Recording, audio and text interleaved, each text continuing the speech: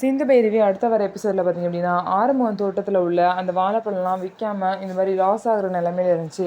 அதை வெளியூர்லேருந்து ஆளுங்களை வர சொல்லி பைரவி பார்த்திங்க அப்படின்னா விற்று காசாக மாற்றிருப்பாங்க. இதனால் ஆறுமுகம் ரொம்பவே சந்தோஷமாயி பைரவி கிட்ட போய் பேசுவாங்க.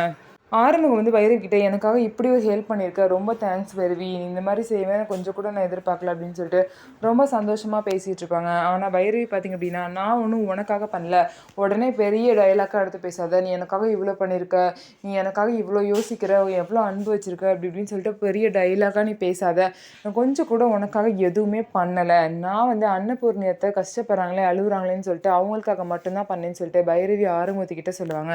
உடனே ஆறுமுகம் நீ என்ன தான் சொன்னாலும் சரி, நீ என்னதான் சொன்னாலும் உண்மையை சொல்லலைனாலும் நான் வந்து உன்னை விட்டு வாழவே மாட்டேன், நீ மட்டும்தான் என் வாழ்க்கை, இந்த ஜென்மத்தில் உன் கூட தான் என் வாழ்க்கை, உன்னை யாருக்கும் விட்டு கொடுக்கவும் மாட்டேன், உன்னை என்னைக்கும் பிரியவும் மாட்டேன், என் உசுறு இருக்க வரைக்கும் நான் உன் கூட தான் இருப்பேன், உனக்கு ஏதாவதுனா என் உசுரை கூட தருவேன், அந்த மாதிரிலாம் சொல்லிட்டு ஆறுமுகம் வந்து சொல்லுவாங்க. பைரவிக்கு மனசுக்குள்ளே இதெல்லாம் கேட்டு சந்தோஷமாக தான் இருக்கும். ஆனால் வெளிப்படையாக ஆறுமுகத்துக்கு உள்ள காதலை வந்து மறைச்சிட்ருக்காங்க.